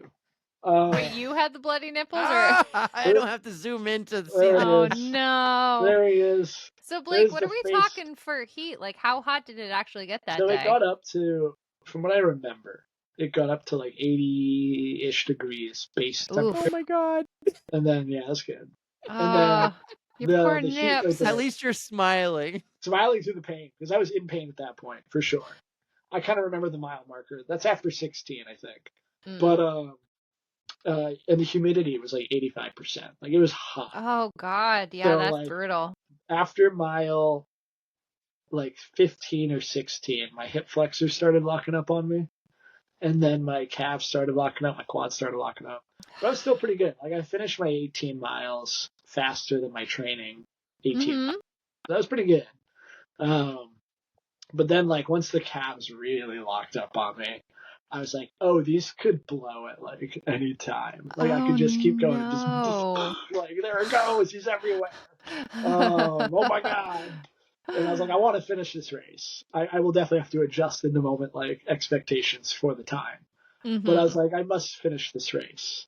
And I was seeing just like the scariest shit out there on the course, like the little medical cart zipping around, picking people up off the pavements, people that looked like me, like my fitness age, my age, running ability, whatever, like running along, and then just like they got sniped from behind by a rifleman. They just they just drop, and I'm like, holy shit! Like, am I next? Like what's happening? Because that heat just creeps up on you, it really right? Creeps up. A lot of what I heard from Boston this year, for sure, and because I was having a lot of those same symptoms, I was like kind of getting in my head about it. Like, am I next? Like, am I about to go down here? Oh no! Really brutal fashion. I heard they airlifted someone off the course, like to a hospital. Oh my god, that's terrifying. That's how bad it got. By mile like 22 or 23, I made friends with this kid who looked around my age, and we were both like run, walk, hobbling at the same time, like pretty much in the same, the pain cave, as we call it, right? Yeah. And got his name and introduced myself, said where I was from, he said where he was from. And I was like, we're going to finish this marathon. Like, we got this. And we walked together for a while. He's like, I don't want to cost you sub 4, like, just go. And I was like, no, put your arm around me. Like, we're going to get you as close to the finish as we can get you. So I put his arm around me, and I chucked my empty water bottle away. And I was like, it's a $20 bottle. Whatever. Yeah. And I carried him for a while, and he's like, go. And I was like, all right, as long as you're sure. And I ran up that little hill. For anyone who's done Marine Corps, they throw a little hill, and right at the end, at like the 26 but miles, of course, there's a little hill to climb to get to the finish. And I did manage that climb and turned around, and he finished as well, which was great. Great. But I made the rookie move of not moving after crossing the finish line. So all the blood just like soared to my brain at once. And I just dropped like a sack of potatoes and had to get carried to medical by these big Marines, which was pretty fun, I'm not gonna lie. That was nice. After 26 miles of hell, it was nice to just have someone carried. I'm not gonna lie. So for all the damsels in distress out there, I get it. I get it. But yeah, they were like doing the IV with me. They were like, "What's your name? How old you are?" I got my age wrong. It was great. Within a week of and I couldn't do stairs for a while. Going up wasn't the problem, actually. It's going down that was the problem. People are always like, going upstairs sucks. I'm like, going up was aces. No. Going down, fucking miserable. Down is the worst. I feel like a fucking penguin waddling down the stairs when I'm. You have to go backwards sometimes. I have to do like 1 foot down at a time. Like it was pain, just pain. Just the IT bands, the hip flex, just pain. I think part of me died on that course because I'm still dealing with some tendonitis-like issues. Oh man! And I definitely think part of it is like coming back too soon from the marathon and running fast again. I didn't take adequate multiple weeks or a couple weeks off, whatever it is. Gotcha. But when I described that day, like how hard it was, how miserable, how my cap guards came off at mile 16, so I was just bleeding from the nipples. Of course. Oh no! It's just a hellscape of a day. But I'm like, I would do it. It took me a week to be like, I would do another marathon. I would totally do it again. Let's go do it right now. Yeah. And my friend was like, she at one point she was like, why? Like, it's so miserable the way you made it. Why? And I was like, honestly, because for me, running has brought me a lot of mental health and a lot of mental peace and joy. Yes. As someone who actively battles depression, I like being out there with my thoughts, my miles, my pace, doing my thing. It's brought me a community, obviously. Like the only reason I'm on podcast is from running. And like a ton of family and friends that are now like family, and honestly, in some ways I'm better than some family members. But not Eric, he's a good family. But he's not even here right now to listen to that. He's not even hearing the nice things I'm saying about him. But I think mental health is such a huge part of the sport. I mean, especially at we see at the top of the sport, obviously, with the Molly Seidels and the Bates, and we talk about the expectations for women in society in general. Never mind a woman at the top of a sport, like this one. I just got done reading. You read "Good for a Girl" by Lauren Fleshman? I have it in my Audible playlist, but I have not read it yet. It's so good. I was very happy to have bought like an actual copy and read it. It's on my shelf.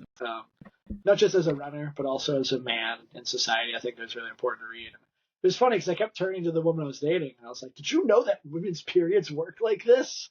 And she was like, "I hope she did, right?" She was like, "Yeah, I did." She's grateful that I'm like, absorbing that info. She was like, "I did," and it's like, "Oh my god!" But just a whole host of things. And that's why running, right? Like the mental health side, like the why I do it, the why we do it side. I think we all have a different why. Definitely. What our why is, and it makes me feel alive and brings me joy. I was running hills with my friend the other day, who does not run, but to her credit, she was like, "I'll go on a run with you." And I was like, amazing.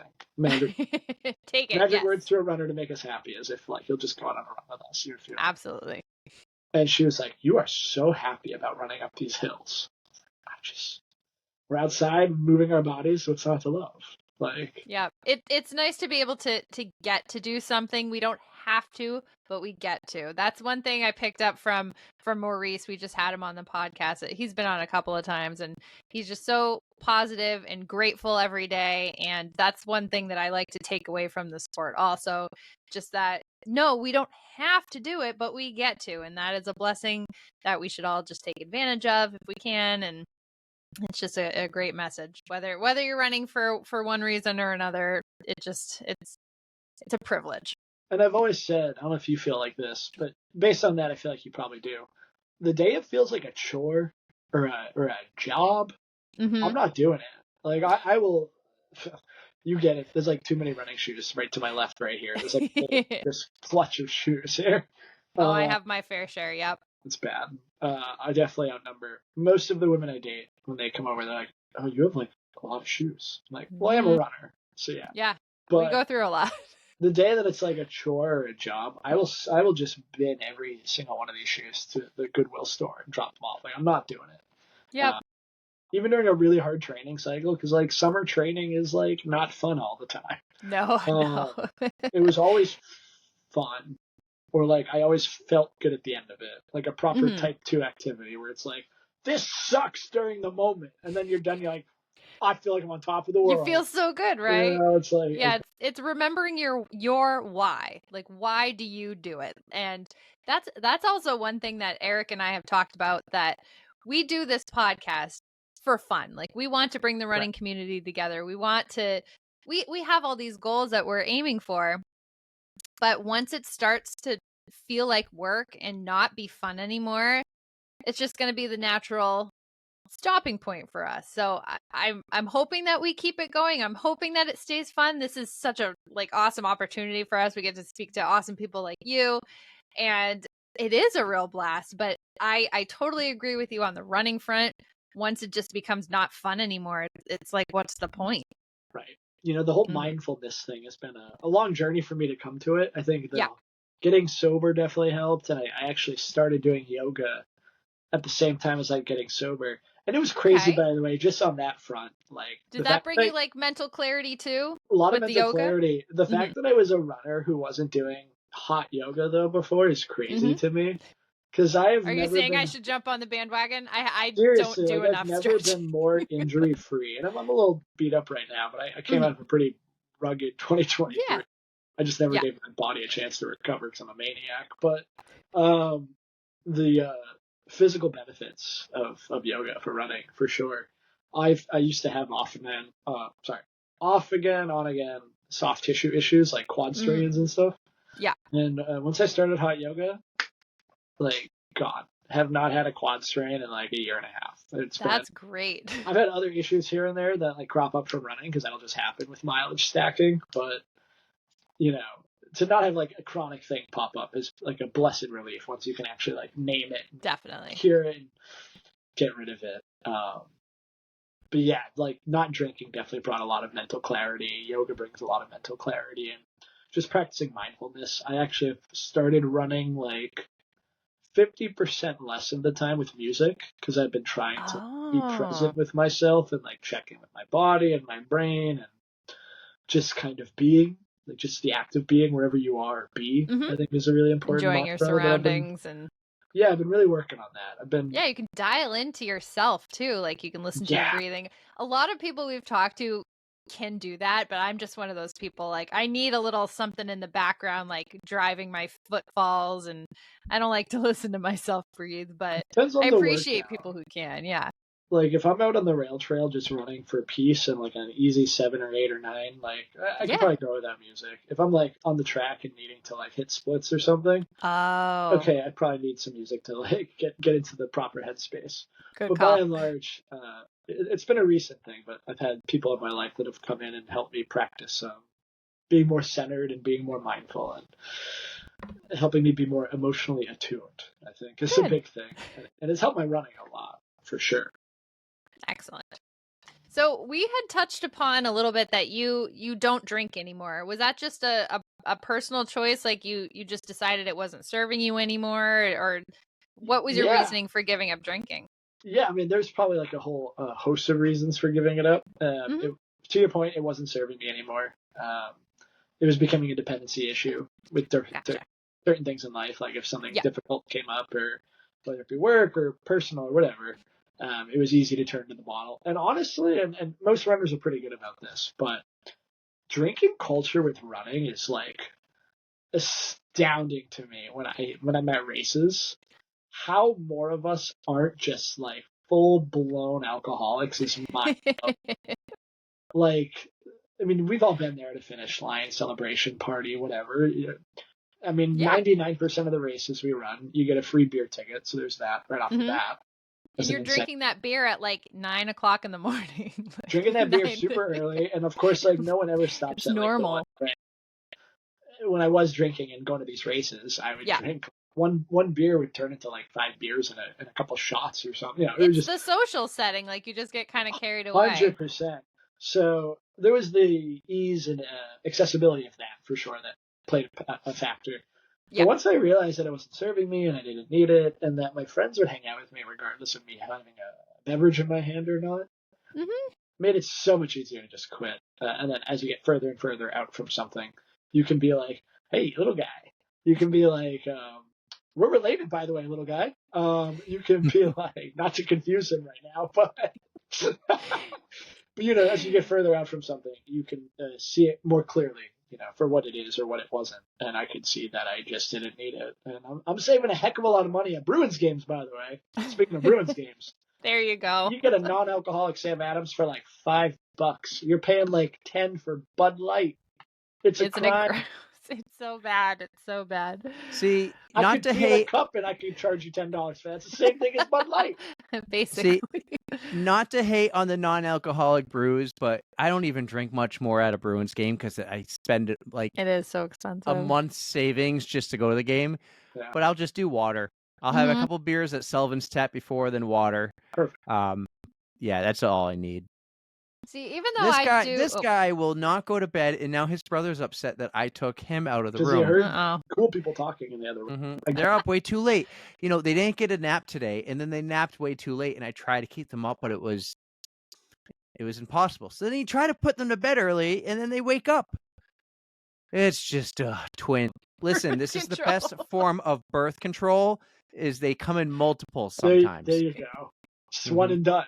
Yep. So this is Tyler here. A great name, Tyler. Well, I guess I was like Tyler. No, but the hospital did think we were weird because they put the last name of the birth mother, which is Tyler. That's why I was like, Tyler. And they're like, Tyler. Did they seriously just name their kid Tyler? Just Tyler squared at that point. Like, let's get all scientific with it. Yeah. I love it. I have no clue where we are because I've missed the last 15 minutes. You missed the heavy stuff. I caught the end of that. I caught the tail end. You missed some really good stuff, I think. Actually, I'll get to hear it when I edit it. Yeah, you'll be the editor, actually. But I just have to say that I totally Erica to see if she can run the show without me. I did just fine, thank you. But I just want to say that I appreciate your decision to know what's good for your body, to give up what wasn't serving you.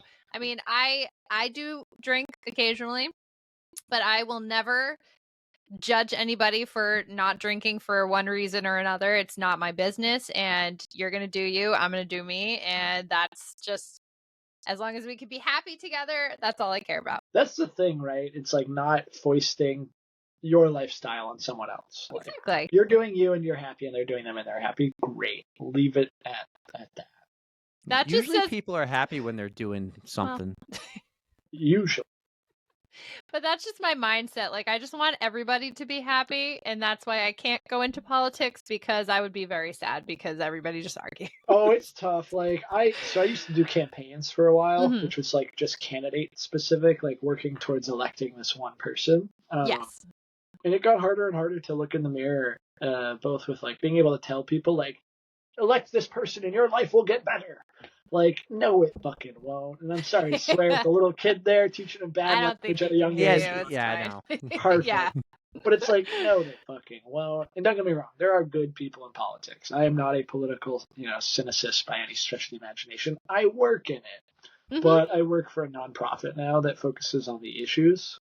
So we tackle like raising the minimum wage, or building up more accessible and truly affordable housing, or immigration work.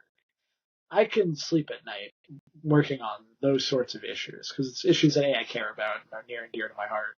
Yeah. And B, I don't know, it just makes more of a tangible impact in people's lives when we win on an issue or move an issue than like electing some bureaucrat that's just making money at the end of the day and not actually doing anything. That's true. I'm glad you pivoted, because it seems like you're really enjoying what you do, and I'm glad that it lets you sleep at night. It does. Especially during marathon training. It was interesting training for marathon. There you go. And having we still do some adjacent election work around the issues. So that was like, the marathon was like a week and a half before the election, and I was like, oh. That's crunch time, right? That's like so it was business. It was a bit stressful. There was some. I don't know how I pulled off that training block towards the tail end of making that happen. Yeah. And like having to travel for work sometimes made it tricky. Like I went to Denver in September, and I don't know if you've ever been out in Denver.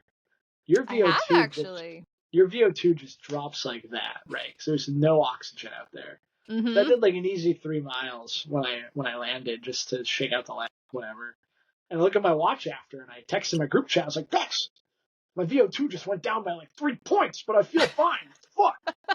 And they're like, yeah, you're in Denver, buddy. There's no oxygen in your blood. And I'm like, oh, that makes a lot more sense. I appreciate it.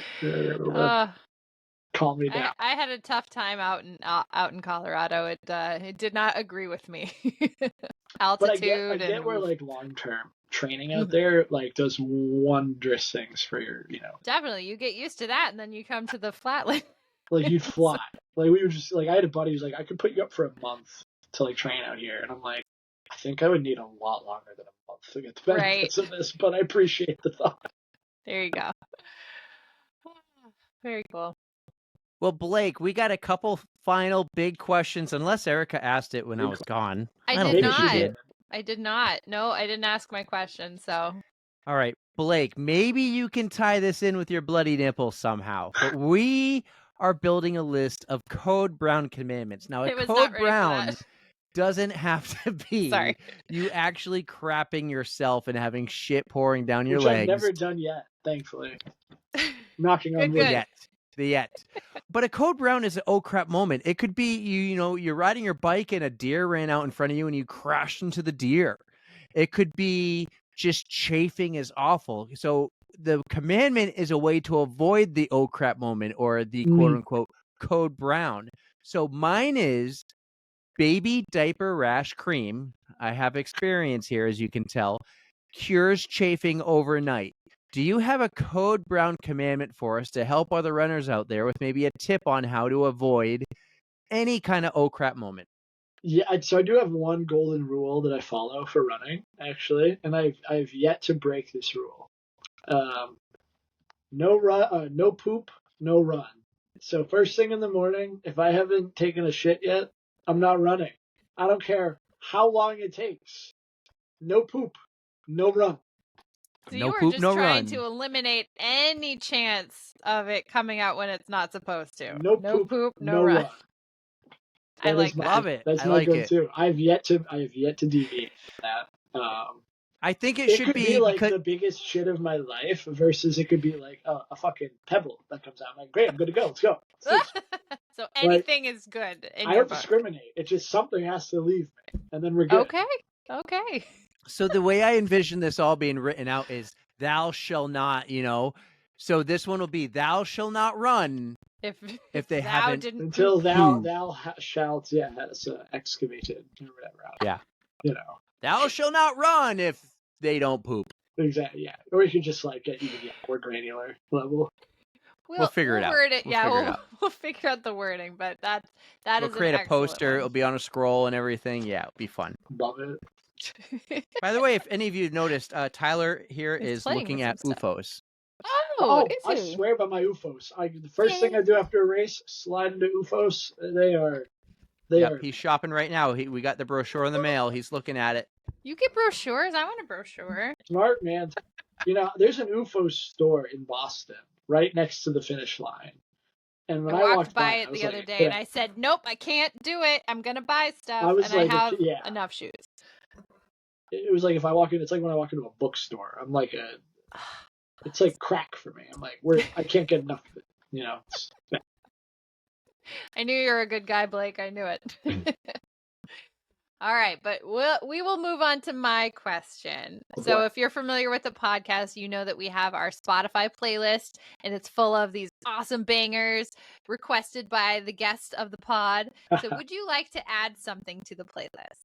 Sure. I love adding things to playlists, always. I think the song that currently has my... Don't put me to sleep, Blake. Don't do it. It shouldn't. I've had a few. I've been running to the playlist, and occasionally I send it to Erica. I go, "Who picked this song?" I have run to it in the last week because I've been in my feelings. So it's called "All My Love" by Noah Kahan, actually. So it's saying you don't have that one, so it's definitely all yours. Nice. So yeah, "All My Love." It's a really lovely song, depending on how you interpret it. Like any song, it's up to interpretation. But I've had some life shifts lately, and it's a song that's been on my mind lately. So that's my. I like that. Blake, this was a lot of fun. This was kind of an adventure. You tried to use Safari first. You're a fruit user. And then my babies wouldn't go to sleep. So that was tough because they didn't get a proper nap today at the right time. and back and forth and all this, and I'm in and I'm out, and this is a lot of fun though. I still had fun. This podcast is an adventure, and this was just a new one. It's fun, dude. I appreciate it. I have one more thing I want to show you. Please. I found this during all my research while we were talking on the pod, and I have a picture to share. I hope it's pre-braces, Blake. Oh. It's me. It's us. Yeah, it's the two of you. That's Cigna. Now I gotta go find Braces Blake. Is this Cigna? We gotta find the Yuki one. It's probably on her page, but no, I think it is on mine. Is it on yours too? It's right there. It's gotta be. There. Wait. Right there. Yeah, I have it in the back. Yeah, okay, cool. She's behind Aaron. Yeah, she's behind my buddy. Yeah. Love it. Yep. There's the Yukinator. Yeah. It was awesome. What did the person who shall not be named called it? The PY? The BY? Oh, yeah, right. He calls it a B. I got a B. I'm getting better at BYs lately. I got a BY. I've been BYing more lately. I've been working really hard, and the hard work is, How is your? Why do they call it the? I guess I get it. I was going to say just call it the buy. I got a buy. I gotta call it a BY. Beat Yuki. The BY. I got it. Yep. Yeah. She always rolls her eyes. She's a good sport, She's awesome. She was great on the pod a few weeks ago. You're awesome, man. I can't wait. So we'll see each other in a couple weeks from the point that this drops at Mount Washington. And we'll see each other more because we're in the area. Maybe since anyone can go to those track nights, you should show up. Maybe one of those track nights I'll show up. That's what I told people. I'm like, don't be put off by faster people. Do you really have babysitters? Because I will show up and bring these boys every time. We have people that don't run. They're just there to support. And they'll happily watch kids, I'm sure. Half the time, because of my schedule, I don't do the running. I'm there to take pictures and make some announcements or whatever. And then Nicole gets to look cool and actually do the running. I'm just there for woo, go team. You're president. That's one of my favorite things that I like to do is I will go to races that our members are taking part in if I can make it work, and I will cheer on our runners. And I'm known as being quite vocal in my cheering. I'm like a maniac, actually, of a cheering section. Excellent. So if you join the club, you might get that free cheering section. Might I suggest you buy a very cheap Amazon megaphone for events like that? It's worth it. It's not a bad idea, but I feel like Nicole might kill you for putting the idea of a megaphone in my head. Because me with a megaphone is like, that's like, I don't know. It can't be any worse than Eric with it. That's like Sauron getting the One Ring, right? Like you're giving a kid, you're like me, the megaphone. I think we'd get along great at a race together with two megaphones. It would be a lot. It would be a lot. The dynamic would be like dueling megaphones. Oh, I love it. I'm like Golden Retriever meets Goblin energy. It's kind of my vibe. So. All I need to do is stand behind you guys and not in front of the. Yeah, you'll be fine. Then you'll be good. That was my one mistake when we were at Boston, but we'll be all good. But thank you guys so much for having me on. This was great. I've been looking forward to this for a while. It was our pleasure, and I'm glad that Larry David couldn't stop you this time. Larry David cannot stop us, and I was glad to talk about all of it. And you guys have cultivated a really fun, important space for the running community. Thank you. And I was just so happy to be asked to be on and to share some of my story. And hey, whenever you want to share more, you just let us know. We're happy to have you back. On for a sequel. But you do know it's about a 6-month turn time. No bad first date stories at the next one. I promise. There you go. Just the good ones. The good ones. It doesn't have to be like perfect. Just good stories. That's what we want. Good, bad, ugly, sad, funny. New Year's Eve is a great night. That's all I'll say. That's my story. New Year's Eve. All right, we're gonna have you on early January. That's funny. All right. This was a lot of fun. It was a wild adventure at times for me. The Bruins were playing in the playoffs. Tommy and Tyler wouldn't sleep. I couldn't get my words out during the intro, but it was a lot of fun. It was a lot of fun. I'm glad we learned a little bit more about Greater Manchester Running Club. We can show up on Wednesdays without being a member. We learned that Nicole is just more amazing always. And I'm going to see you in a couple weeks at the Mount Washington Road Race. So let's talk more before then, all right? It's just one hill. That's all it is, Eric. It's just one hill. It's just a hill. It's just a hill. Get over it. That's what one of my friends. All right. There you go. It was a lot of fun. A lot of fun. We'll talk soon, guys. I really hope you enjoyed that. Blake Tyler on the On the Runs podcast. Thank you, guys.